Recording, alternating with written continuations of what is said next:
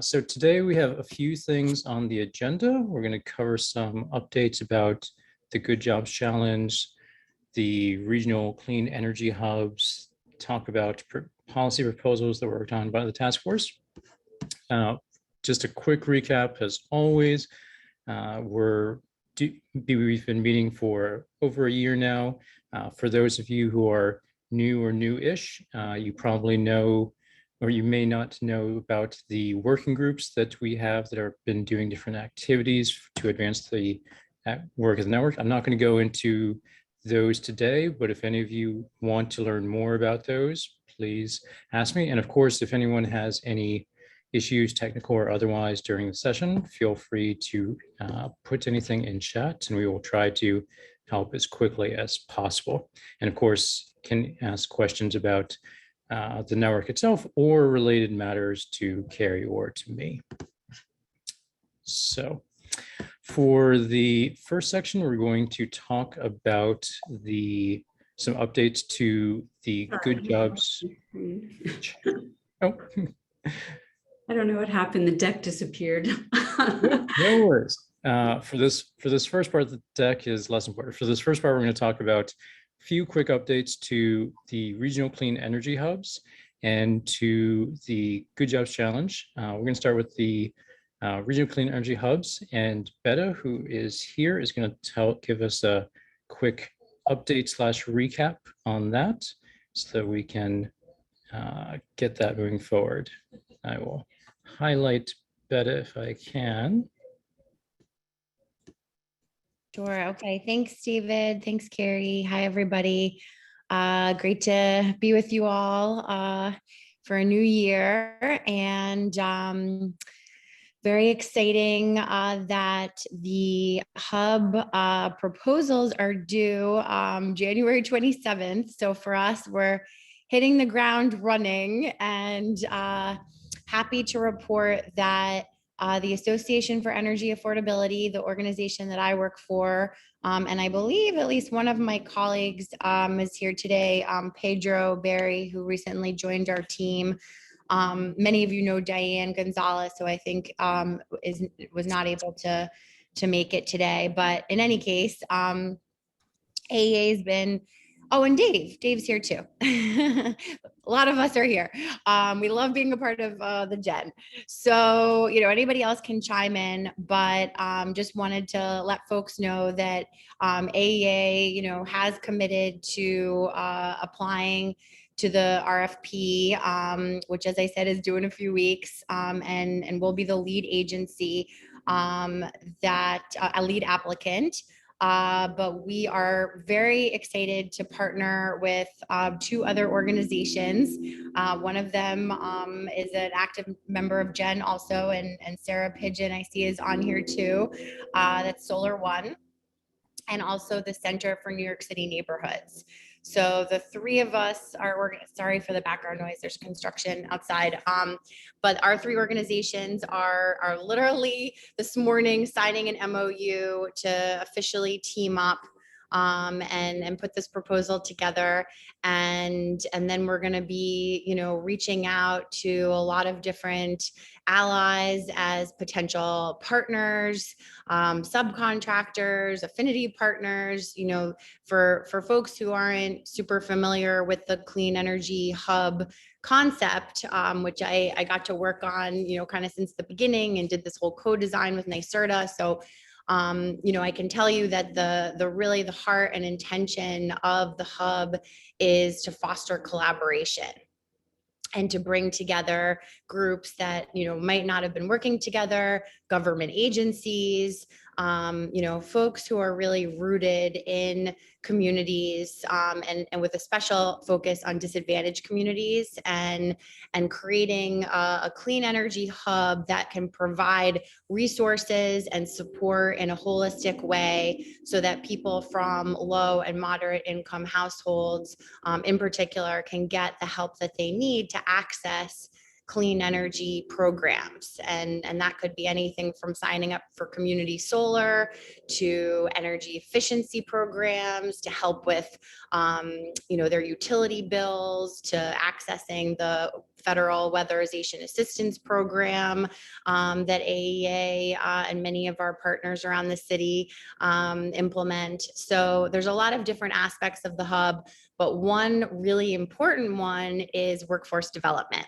And so that's, I don't want to go on for too long here, but that's really why we, wanted to speak with you all as soon as possible who are interested potentially in working on this with us.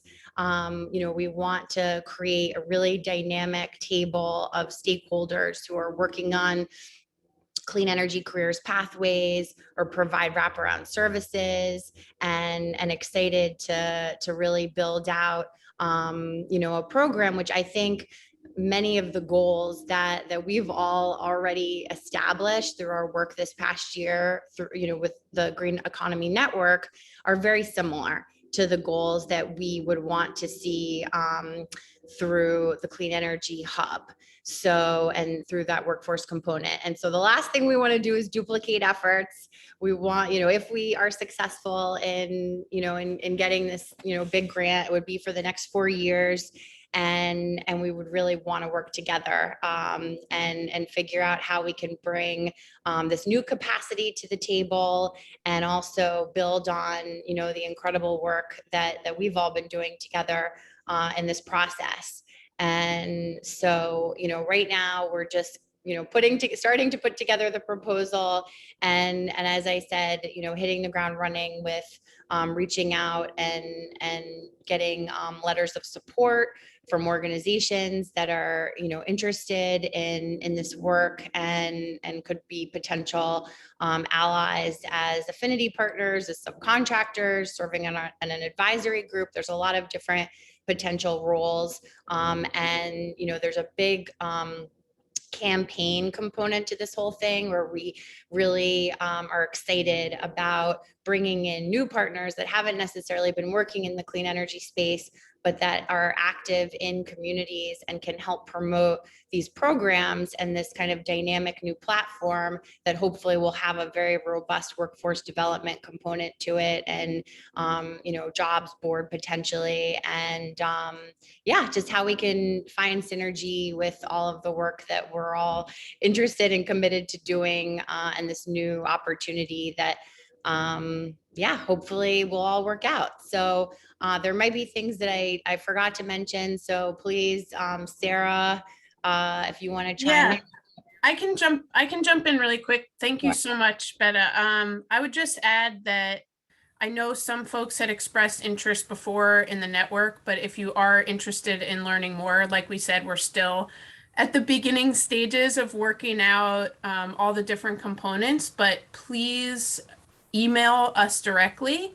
You can email both of us, just because I believe Diane is out right now. I'll put my email in the chat for people who don't have it. If you're interested in potentially collaborating in any of the different ways that Betta described, we'd be happy to have more voices at the table. So just, email both of us. And one other note is just that the state might fund one or more hubs in the city. So we're looking forward to figuring that all out. There might be several hubs, which would be great. And then we'll all be working together. And I think it's an exciting opportunity, and we're looking forward to making those connections. So please email us if you have questions, and I'll throw my email in the chat. Thanks. Thank you, Sarah. And thank you, Betta. Very useful. And again, any questions, whether you plan to be part of the Regional Clean Energy Hub applications or just want to be one of the users of the hub once those are up and running, always good to get information now. You or your entity or one of the groups with whom you work probably is going to benefit from having a connection to those hubs. So we're going to give a quick update on the Good Jobs Challenge, which for part of that, I'm going to give a super quick rundown for people who haven't heard this yet, and I've had a lot of conversations with people about this. So short version, Congress through ARPA, gave $3 billion to commerce for a variety of programs.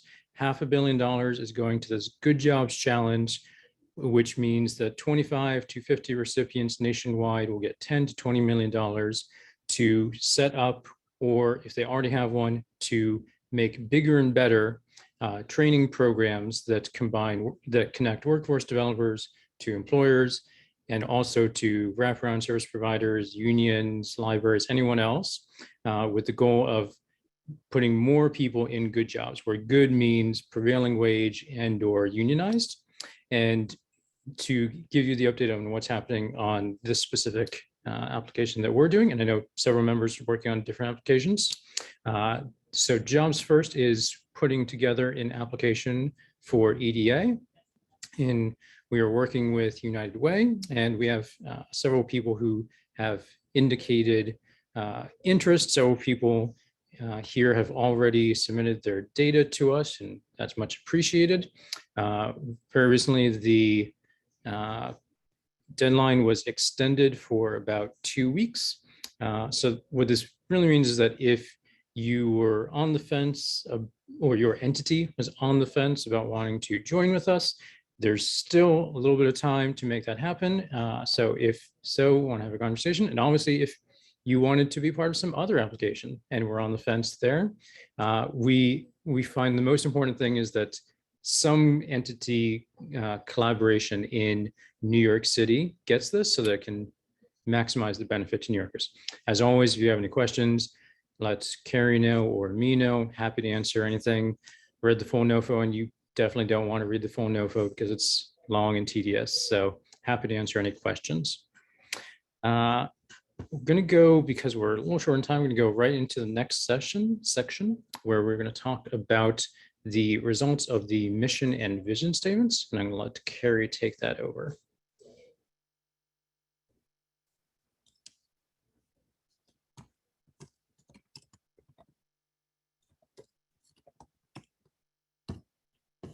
Oh, I think we lost Carrie.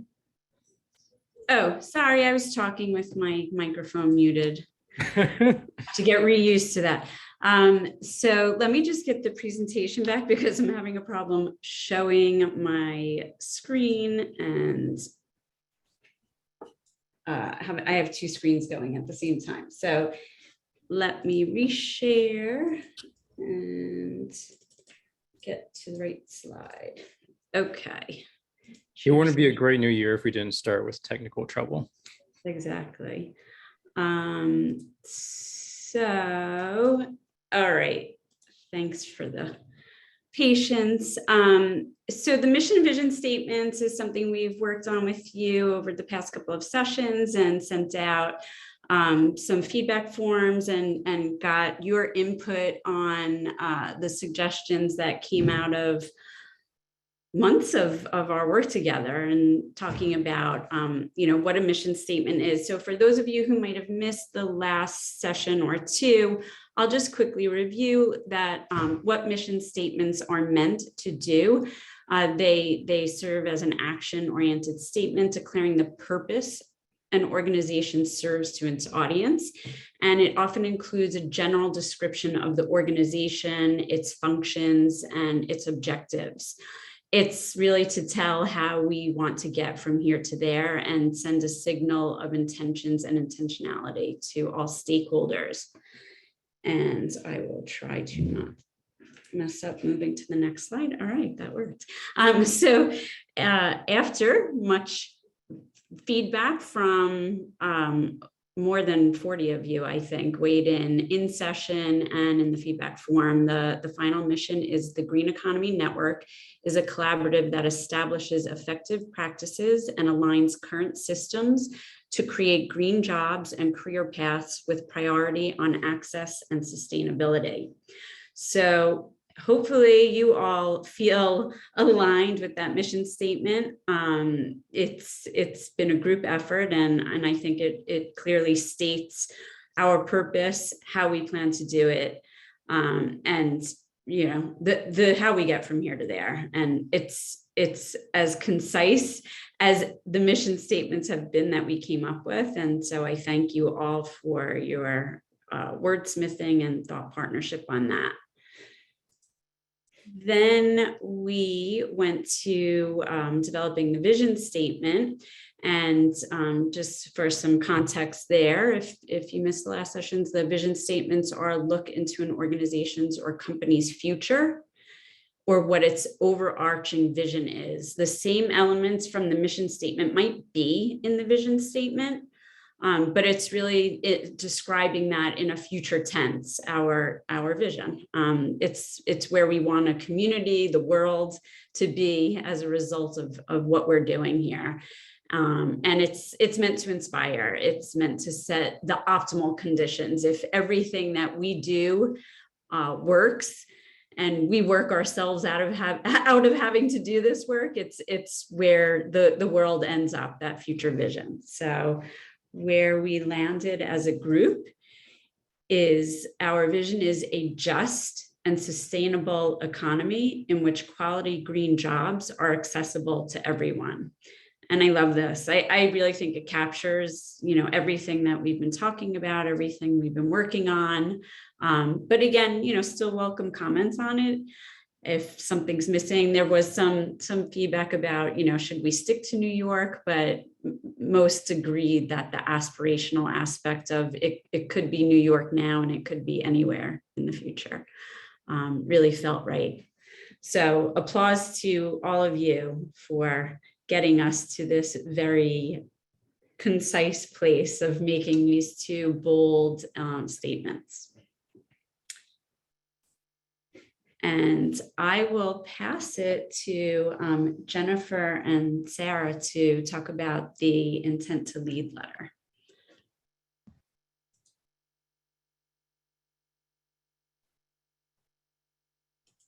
Oh, Jen, you're muted. Did someone mute me? I unmuted myself. Hi, I'll start over. Hi, everyone. Good morning. Happy New Year. I'm Jennifer Mitchell from the HOPE program. Sarah, I know, is here also. She wasn't sure she was going to be able to be in a place where she could talk during the session. So I will lead the way for the intent to lead letter. And then Sarah, if you are still able to speak, feel free to weigh in. This is really kind of the beginning of formalizing the structure of the Green Economy Network. We're in meeting number 13. We're, been doing this work for over a year and a half at this point. But we've kind of had it be, whoever shows up, shows up. Whoever signs up for a working group, signs up for a working group. So it's been a little bit, for lack of a better term, like loosey-goosey to some extent. And what this intent to lead letter, which I think Carrie or David, can you put a link to it in the chat? This is kind of the first step in bringing some alignment and formalization to the Green Economy Network. It's really simple. It's really straightforward. It literally is a letter that says, this is the mission and vision. These are the ways we're going to get this work done.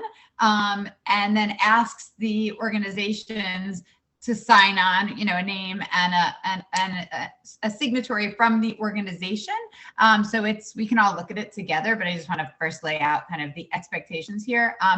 It's to let us know and to signal we as an organization are really committed to being part of Green Economy Network. We are committed to being part of one or more working groups.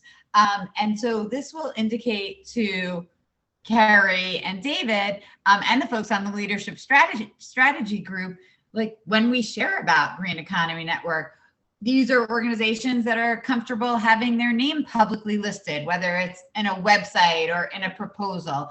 When we put forward policy proposals and policy platforms, like the one we're going to be talking about today, who do we need to kind of check in with? Who do we need to make sure is getting, having a say? And so this letter of intent to lead will indicate that for us.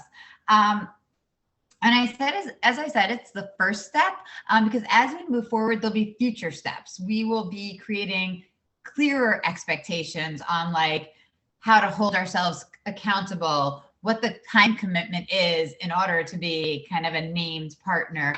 And these are all in the, there's two things going on here with the Green Economy Network. We want to push the work forward, and then we want to make sure the network itself is sustainable.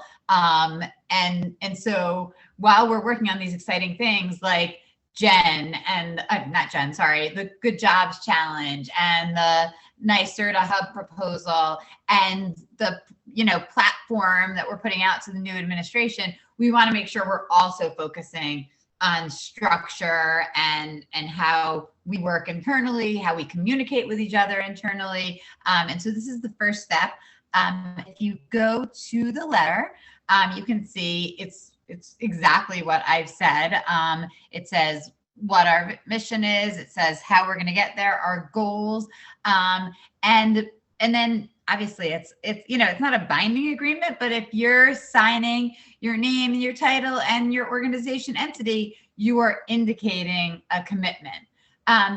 In our leadership and strategy group, we did not talk about kind of a deadline for when this is to be submitted. And part of the reason that I don't know that we need to put a deadline on it, unless Carrie or David tell me we need to, is people are going to be at different stages. Like some people are going to sign that right now and say, yeah, we're in. Some people, depending on the way your organization works, what other sign-offs or permissions you need based on your position in your organization, it may take some more time. And so this is, in a way, a rolling admission. I'm going through the college application process with my son, so that's a familiar term. And so while we encourage anyone who knows they're committed, knows the leadership of their org is committed, to sign it sooner rather than later, this letter of intent to lead is going to be available as new folks join as well. So Sarah, I don't know if you have anything to add, and Carrie and David, since you have done letters of intent to lead with many other networks and things, if there's anything I left out that is important to mention, please do. And thanks everybody, and good to be here with you in 2022. Thank you, Jen. Sarah, if you had anything, just wave your hand. Okay, great. And for folks who aren't familiar with Sarah Pigeon, I know we didn't get to do a formal intro to you, but Sarah's with Solar One. And as far as the intent to lead letter, I just wanted to add to what Jen said that we'll send something out that you can share with leadership at your organization to sit down and discuss that letter with, obviously we know that leadership needs to be on board for you to sign something like this. And we also offer to meet with you and leadership to discuss the Green Economy Network, the process to date, and what it means to commit to something like this. So look for that in a follow-up email, and you could put any questions to Dave or I. And I see Ellie raise your hand, so. Yeah, thanks for this. I have a question about whether it's possible to continue participating even if we can't sign on the letter. I do anticipate that a lot of government folks will have issues signing on the letter, especially if there are policy documents that are coming out of this group. So we probably can't put our name on it, but I would love to be involved in sort of a less formal way if possible. Yeah, we could discuss what that looks like. Thanks for the question, Ellie. It's a good point. All of the partnerships that Jobs First has launched has, for people who are members and participate, but are not leading, right? They're not ultimately the leadership group over time, if this partnership takes on this form, become like a steering committee. And not everyone's on the steering committee, right? But there's still community members who participate and other government agencies that help guide and support this type of partnership. So yes, there is space for folks, regardless of signing the letter or not. Did anyone else have questions about the leadership letter?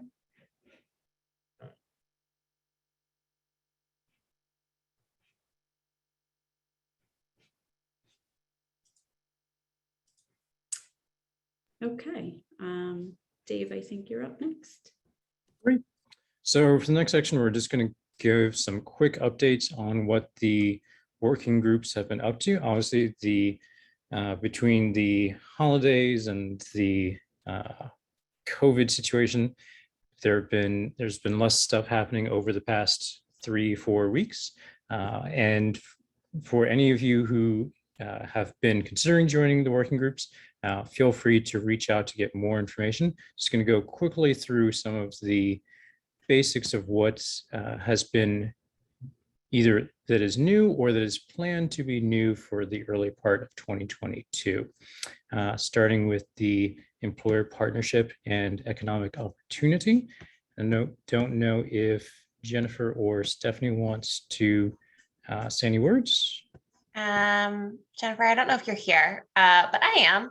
In our last working session, we're continuing to move forward with plans for a green job board based on our definitions of both a green job and a good job.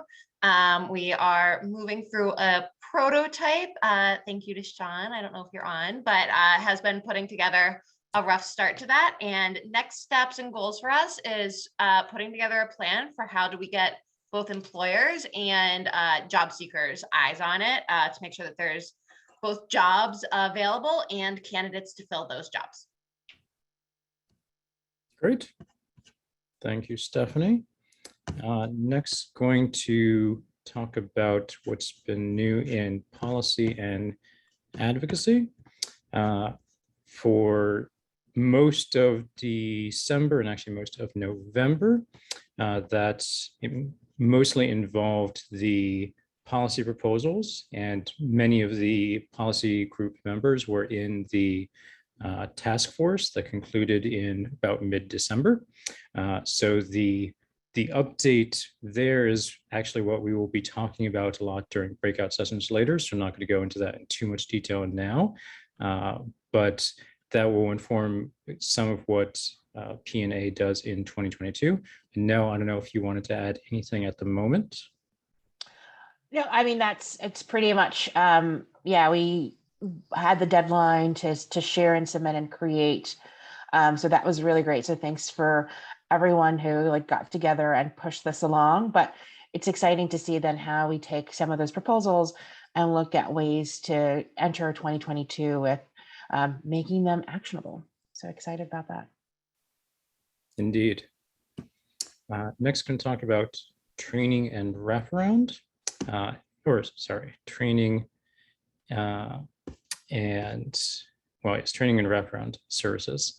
So we actually are missing both of our co-leads there. So I'm going to give just the super brief update, which is that training and wraparound is working on doing three things, actually. Asset mapping of figuring out in a systematic way what are all of the resources and services provided by network members, whether they be wraparound service providers or workforce developers or employers, creating a tool to present that information in a quickly accessible but useful way. And Aaron, if you are here and want to add anything about that, because Aaron did some great work starting that off, love to hear from you.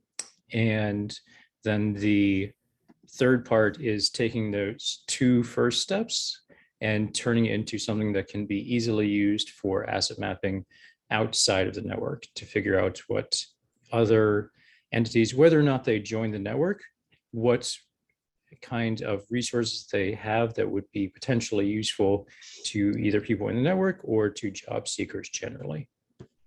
Hi, Aaron. Yeah, thanks, Dave. I would just say, I mean, I think you covered it pretty well. We all basically had some different ideas of things that would be great to highlight during the mapping, and thinking about whether or not there would be maps for a map that would essentially be like employer facing, or if it would just be for other partnerships. So looking at different things like the size of our programs, the duration of the programs, who are the participants who are being trained, what are the courses that are being offered. So really getting into the nitty gritty then looking at the size of the organizations and the type of organizations. So like really fully mapping it out and then thinking about ways that we can filter out to present this information depending on who's looking at it. Is it for students? Is it for funders? So really just starting off with like getting all the ideas on this map and then trying to think about how it can be filtered down and focused depending on how we're using it. Thanks, Aaron. And of course, if anyone has thoughts on how to make this even better, even if you're not part of the training and reference service, please share your ideas or links to tools that you have or anything else. And lastly, we're going to go to strategy. And strategy is working on a lot of things for 2022. I know Kathleen's not here. Tanya, if you want to say anything, we haven't gotten to hear from you today. We might have lost Tanya. I'm here. And Jen, feel free to jump in. Yeah, broad strokes, we've been trying to align on like what is the role of the strategy team in sort of rolling up all the other committees work. For example, the policy work, how do we land on what is the final agreed upon messages we want to display publicly, the conversation about the letter of intent and the commitments of participants is something we've been talking about. And then a longer view question about how do we benchmark a baseline of what green jobs are now to be able to, as a collective, be intentional about targets for growth, whether it's over the next 2 years or the first term of the current mayoral administration. Like, how do we build a plan for aspiration and target? And so some of those big picture questions have been what we've been talking about, as well as obviously the short-term policy issues and priorities for the city. And Jen, you can add anything I might have left out. Or anyone else on the technology committee. Yeah, I think that was pretty complete. The only thing I would add is that we spent probably like more time than we would have liked kind of trying to figure out who was taking lead like in the world in New York State and New York City on the Good Jobs Challenge. And like all of us have different relationships and all of us have different people who confide in us. And so what that really, I mean, I think part of the reason we like prioritize that letter of intent to lead was because we want to start to formalize this so that we all then can set kind of expectations for transparency and trust and kind of start to figure out how to navigate respectfully and with trust, and also honoring our organizational needs and the needs of Green Economy Network together. And so that's been an interesting kind of backdrop to many of our conversations over the past month or so. And I think it will continue to be, and hopefully we'll come to some, just policies and procedures and processes that make it smoother as we get more established. Thank you both. This is helpful. And as always, if anyone wants to join one of these groups or is already in a group and wants to join more than one group, let me know and we will get you on those lists. For the next section, we're going to talk about the policy proposals of the task force. To give you a bit of context, I put this link in the chat. The policy and advocacy group obviously mostly focuses on policy, but we had lots of people who were otherwise in the network and wanted to share their input, especially with both the new Adams administration coming in and the new-ish gubernatorial administration, and of course a gubernatorial election year. Wanting to really cohere some of the ideas that we have had kicking around into specific policy proposals that we could put forward for 2022.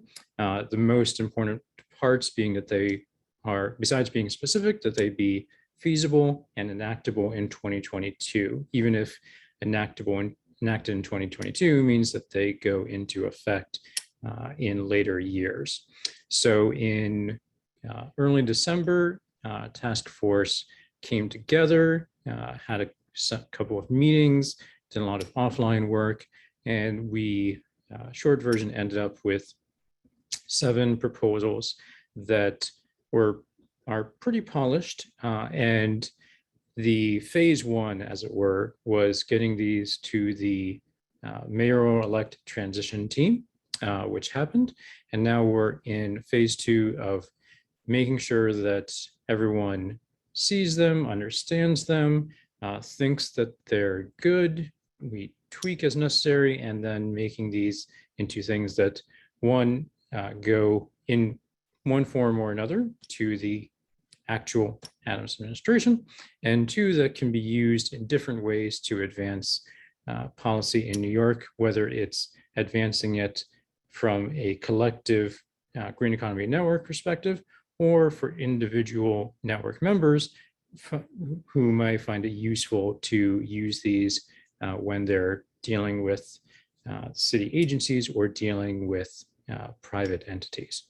So we're going to go through these more in depth once we go into the breakout sessions. And in those sessions, we're going to be able to see what they look like more meaningfully. I know some of you got a chance to check these out already. Some of you might be just hearing about these policy proposals and task force for the first time. So don't think of anything that we're doing today as the end stage. If you already have read all of these, great. It's a good chance to give additional input and put in any additional information links that might be useful. And if you are seeing these for the first time and want to read these all over the weekend or sometime later and then have a better sense of it, that's helpful too. So specifically to what the activity is going to look like, we're going to break out into 3 different groups. Unlike usual, when we do this, we're not going to be aligned with the working groups. In some ways that'll be helpful because we're going to have people who were in the task force scattered around, which should be helpful to answer questions and give additional context. And we want to have three key parts happen in each session. One is just for people who are new to this or seeing this for the first time, get a sense of the context of what was involved and why we did this, how we did this. 2, going through the proposals and seeing, okay, do I understand what this could do, why this is phrased as so, trying to think about, as we talked about in the task force, some policies are ribbon cutting type policies that are shiny and feel great, and some are less shiny, but also very important. So then the third session is the part where for any questions or concerns, comments, anything else, can bring that in, but more importantly, can start thinking about ways in which it may be useful to take these proposals and move them forward, whether that's individual entities reaching out to a city agency, to the mayor, whether that's having something handy for when X part of the press or X agency asks, hey, what's a good thing to do on Z issue? Or maybe it means Jen collectively doing some work, whether it's through op-eds or ads. Obviously, we have a working group that's focused on advocacy. So the more ideas and suggestions and insight that they can get to make that happen, the better. So I'm not going to go too much more into this because each of the groups is going to have time for this. And we're going to send to each group a activity guide that basically explains what I just said, but it's something helpful to have for context while you're in the session. Before we do that, I want to see one, Nell, if you have anything else to add before we break out into groups, and 2, if anyone has any key questions before we are in the individual group question stage. Not on my end, David. Leave it out for folks to ask any questions or for clarity. Great. Hi, Oh. I'd like to ask a question, if I Please. may.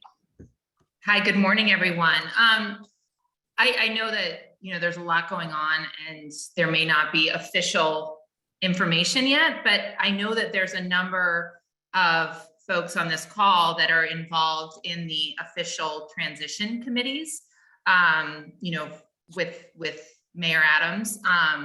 And I'm just wondering if there's any high level, updates around either the sustainability committee that's been meeting or the workforce committee that might actually really help us to understand, opportunities for input as it relates to the transition. So if anyone's willing to jump in that's participating, I'd love to hear that, and I'm sure others would too.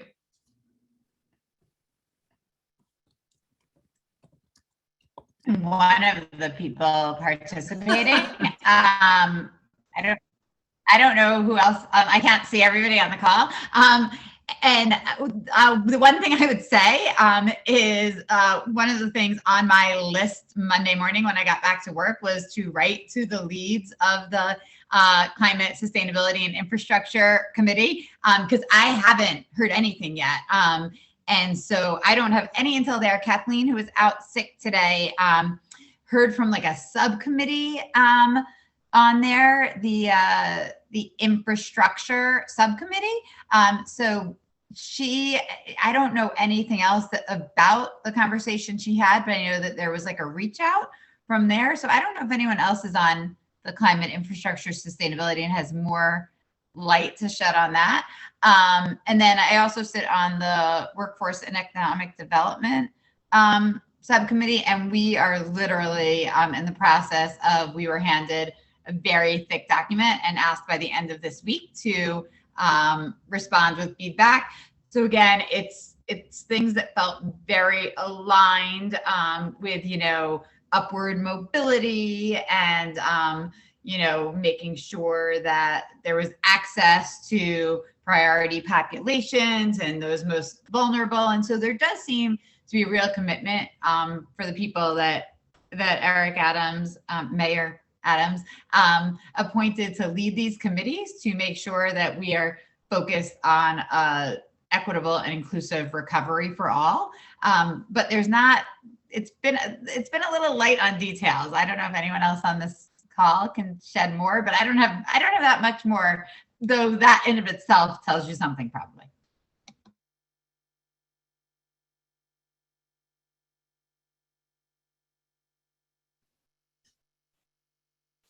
Indeed. Thank you, Jen. Thank you, Isabel.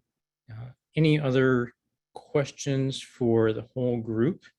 And of course, if anyone thinks of questions later, feel free to send, and if it's something where we can get whole group some useful info, we'll send that out. Cool. Then going to just very briefly do an overview of the policy proposals that we discussed, just so in case there's anything that's super unclear. Basically we, in the task force and in the policy and advocacy group, talked about the proposals that we would want to work on would be ones where there's a significant overlap between a green or environmental component and a job creation or job improvement component. So one of the things that we did was put together a separate document looking at pretty much all of the laws and regulations in New York City and New York State that would have significant impact on both of these two areas, and backburnering all the ones that are less important, especially if they're affecting only a relatively small group of people. So what we came up with were these 7 proposals that are, some of them are completely new, most of them are in some way building off of things that New York City and New York State already do, with some significant tweaks to really enhance the emissions reduction or the job creation component of the two. So breaking these down, they're going into, and some of these are cross issue. Some of these are about a youth climate core or a city climate core, which falls into different areas of work, whether it's working with parks or working with helping people to get low energy, high efficiency equipment in their home. Some of them are about the emissions from vehicles versus the emissions from buildings, but having the idea of having, say, a sustainability czar who oversees all of these projects, or at least keeps the data from the various city agencies that are working on these coming in and reporting that data out to both the city council and of course to the public. So going through these, if you see anything where it's like, oh, this, it seems like maybe this should have a different component, do check around. It might be that it's already part of another section. One of the things that we want to think about is whether the arrangement of these different issues, when there's something that falls under multiple sections, especially like the youth climate core or city climate core, might be differently arranged. But otherwise, we're going to dive into our breakout groups unless anyone has any last minute questions that arose.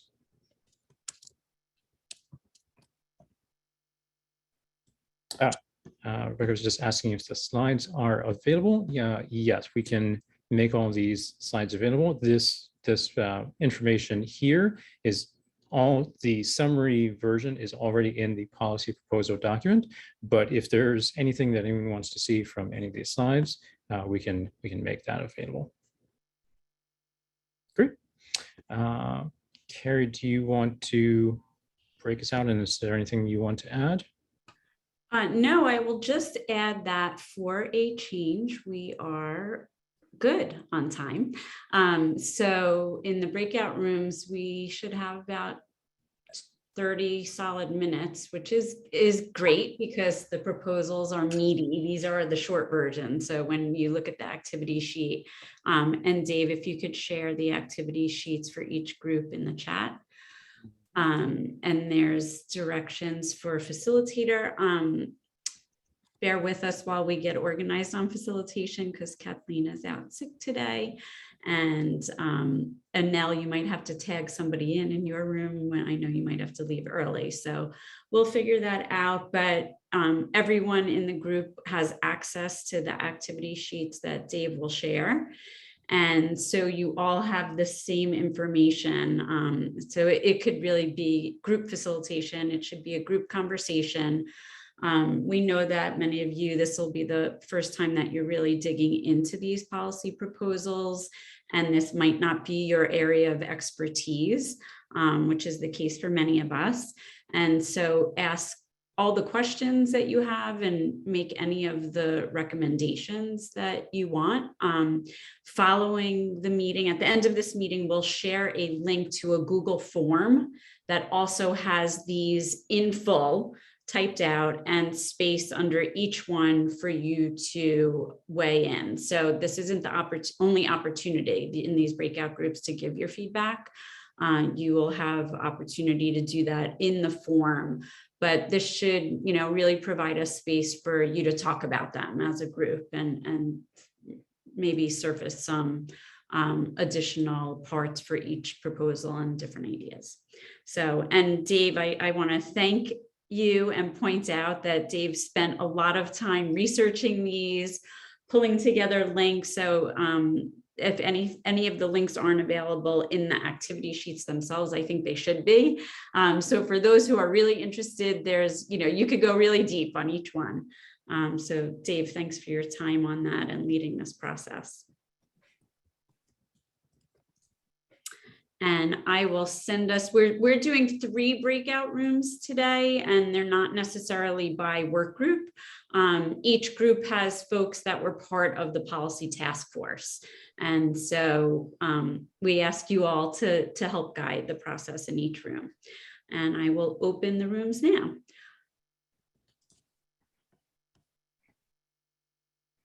Everyone, give people a few seconds to filter back in. I know as always, we didn't quite have enough time to go through everything, at least if other groups were like my group. But as always, this should be considered continuing discussion. For anyone who had any thoughts, questions, links they wanted to share, reports that they think we should read, please feel free to send them to me after the meeting. And as in the follow-up, we will probably include some extra links that might be helpful, or a link to a document that includes all these links if we get too many. So I'm going to quickly go through the three groups and just do a share out about what we learned and what we recommend, starting with group number 1.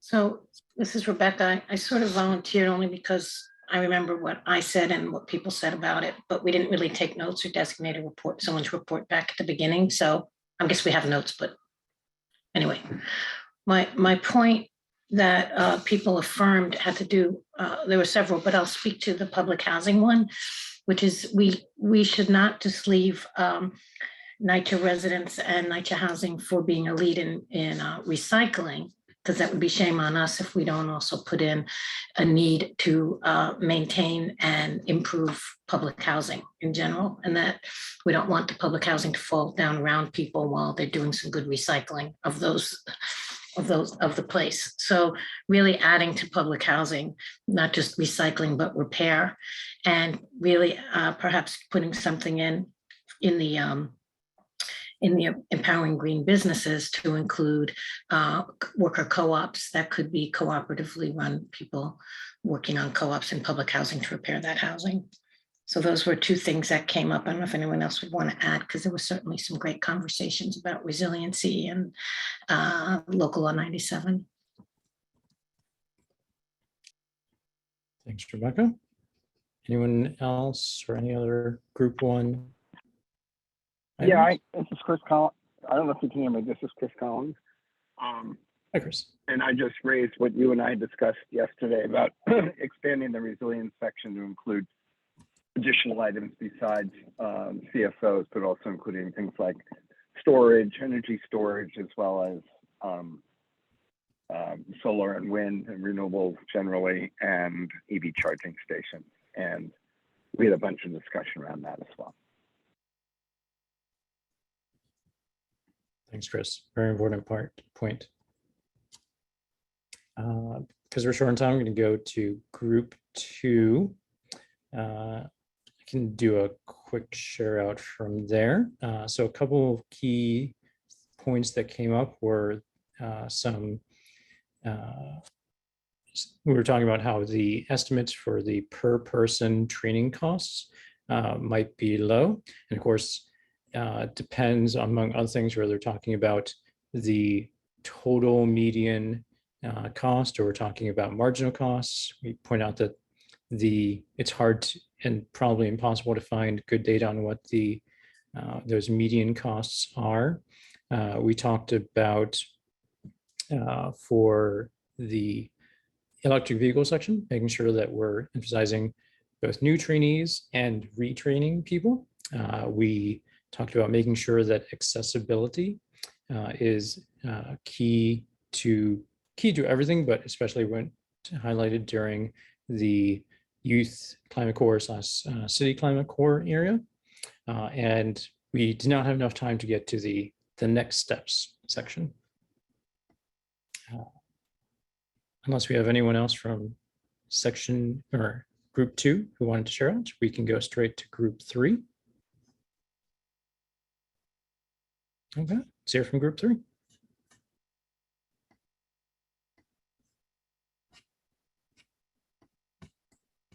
Hey, I can just share a little bit. If anyone wants to check out our notes in depth, I put them into the breakout activity sheet. We talked a little bit generally about, where we can zoom in more, like demonstrating why this is so important, connecting to Build Back Better, Good Jobs Challenge, all of these federal funding opportunities. We talked about how like the introduction language actually really helps pull these various proposals together, because some are so clearly related to laws and some are really more like broad ideas and projects that are important.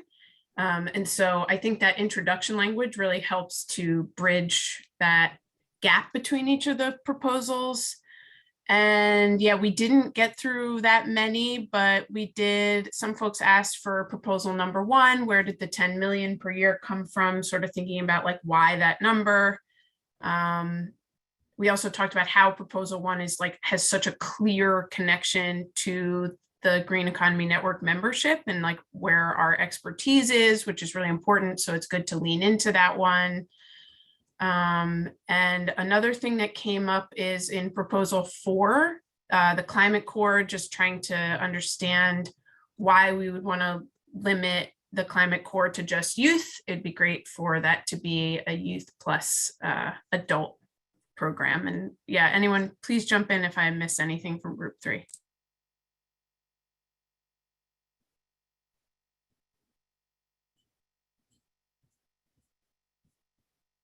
It might have just been me. I asked about audience or readership when we were in group 3, and Jen was able to clarify that it would be climate impact leaders and workforce development leaders who would be reading this.